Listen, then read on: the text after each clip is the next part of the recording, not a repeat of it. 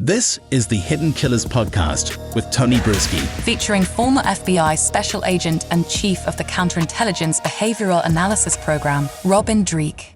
The District Attorney for Osage and Pawnee counties, Mike Fisher, speaking out at the courthouse late last week and ultimately calling on the OSBI to determine if BTK was responsible for the disappearance of Cynthia Kinney back in 1976. We've seen Sheriff Eddie Virden of Osage County be out there very strong on this, trying to start a task force, or in fact, actually starting a task force, a nationwide task force, as it's been called, into the disappearance of not only Cynthia, but other potential victims as well. The DA, though, as we're talking about Mike Fisher, not so sure, but saying, OSBI, you figure this out, because we don't seem to have any way that we can bring charges against Dennis Rader right now. Where do you think this is going? Where can it go? Where you have the DA already saying, look, yeah, I mean, it looks suspicious enough, let's call these guys in. But will there ever be enough to truly connect Dennis to all these, or to this crime specifically, all these years later? Yeah, I don't know. I like the fact of again, there's always so much to read on him, trying to keep up with all the different nuances, especially as I think he's getting senile and he has false memories imprinted in his brain. Mm-hmm. I like the fact that he seems to be giving up new caches of trophies. Yeah. Because really, to me, the whole reason we're doing any of this is to bring some peace and comfort to people who have lost family members. Mm-hmm. That's it. You know, new charge. I don't even know why anyone else is involved except investigators just trying to uncover, you know, hey, could this person that we lost be tied to BTK? Mm-hmm. I mean, I think that's really the entire crux here. I don't know why anyone would be against them trying to do that. Well, and we have to take a look at this here too. I mean, obviously this is a very, probably one of the most high-profile serial killer cases in history, or in modern history. And if we're going to be finding more information on him, more potential leads to other potential victims, those are active investigations. And the rules of active investigations need to be followed. You can't just wave them away because, hey, it's BTK. He's the big bad man in jail and he's never getting out. If you want to actually prosecute, there are things that need to be done. And there's a lot of concerns on how things have been done thus far with Sheriff Eddie Virden, concerns on how evidence has been gathered by the Osage County Sheriff, especially since the Sheriff's Office went outside of their own jurisdiction. The validity and legitimacy of the search warrants that were obtained, an affidavit supporting it, the authority of the Osage County Sheriff's Office in gathering evidence from outside of their jurisdiction are also concerns. Are these valid concerns, I should say, you know, if this were to actually end up being prosecuted the way that some of this was gone about to get the evidence, the information? Yeah, if it's been done that way, yeah, that's a concern. And looking at, yeah, I've seen him on the news so much too. You know, he's a guy on a tear. You know, he's got it in him that he wants to right wrongs in society, right wrongs of families, and bring some justice. And so I think when you get, and we talked about this already, when you're emotionally tied to the outcome that you're seeking and you don't have a loving critic in your life to be objective for you, you can misstep, you can overstep. And so let's hope he's not doing that, because it can hurt in the long run of what he's actually trying to accomplish. And that's what I wonder about with him. He seems like a very big personality. He's always got the big hat on. And I'm not saying he's doing anything wrong. You know, the fact that there's somebody behind this really making a push to get answers, but that is the fine line.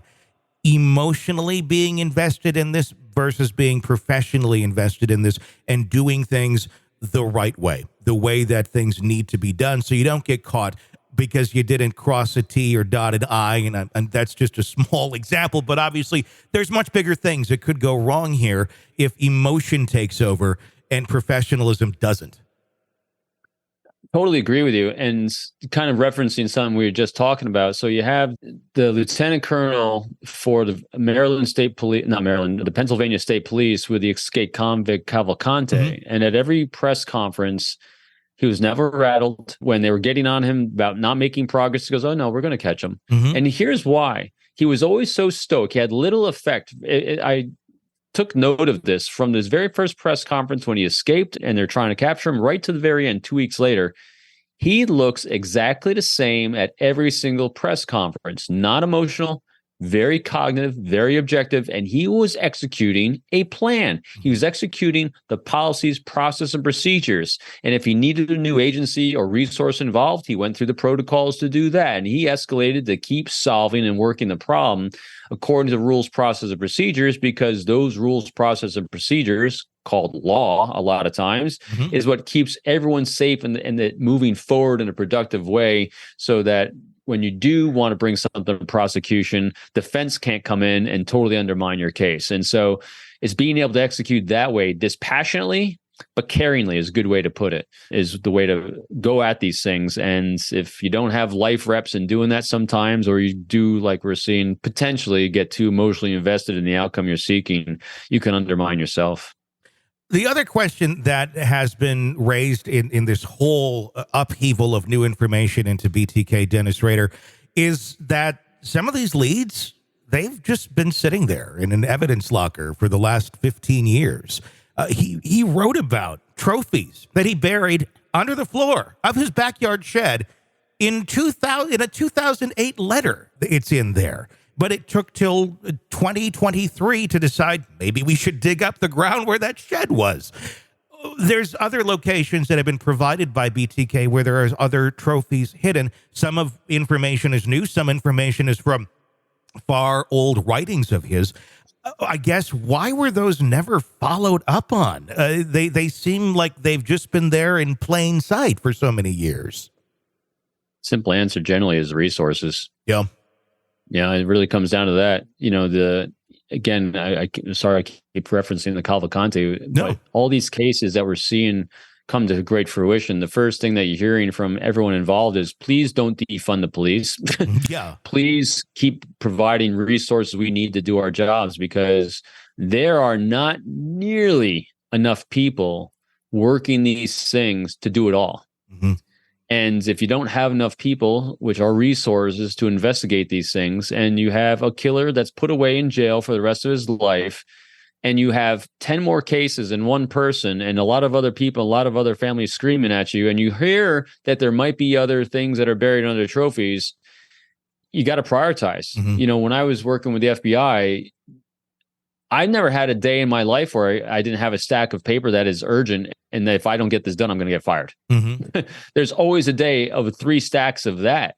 And your job every day was to say, all right, what's most important today that's going to fire me now as opposed to tomorrow on? Sure. And that's what you're constantly doing. I mean, so think about it. Everyone has that at every single job you are in. And law enforcement too. And unfortunately, as you're trying to balance serving the public trust, serving your family so you can actually go home at least for a couple hours a day, and serving the families that this has been affected by, you're prioritizing. And if you got to move on because the bosses are screaming at you, media screaming at you for a new case that came up or something else, and the guy that you were investigating says there might be more things that are buried, more trophies, and there's more evidence to be followed up on, but he's already away for the rest of his life, where are you going to put your priorities in time? Yeah. It's a rough one. It's a rough one. That it's understandable when we as a public understand it more that way. And that's where it's like, well, this is why we need to fund these places. We need to fund these resources so we can get these sort of things done, and we can have the laws enforced that we want enforced, because people are people, and there's only so much energy and time in a day for anybody, no matter who they are. And Tony, I hate to interrupt you on this one too, but what's really important to remember here, I know there are bad people everywhere in every organization. Sure. But the majority of individuals, so imagine yourself as that individual, as that law enforcement professional that cares deeply about taking care of people. That's why people go into this line of work, because they're literally there to serve. Yeah. When you go home at the end of the day, knowing you couldn't do it all, what do you think that does to them? Mm-hmm. The mental stress, anxiety, and remorse that people feel, and guilt for not being able to do one thing. It's that old thing, if you've ever watched Kevin Costner and the movie The Guardian, mm-hmm. where they say, how do you choose if you can only save 2 people that are drowning and you can only save one of them, how do you choose? Mm-hmm. He goes, you choose the one that's closest and you swim like hell and pray you can go back to get the other one. And then you have to live with your choices because you can't save them all. Yeah. And in these cases too, sometimes you just can't do it all. And then this is what people live with that work in this line of work is that, again, I'm not saying that's what's happened here, but I can see this as a reason about how it happened. You're consuming the Hidden Killers podcast. Want more? Start binging on all of our true crime podcasts right now through Apple Podcasts and get an ad-free experience when you sign up to be a True Crime Today Premium Plus member exclusively on Apple Podcasts. More of the Hidden Killers podcast dropping soon. Press subscribe now.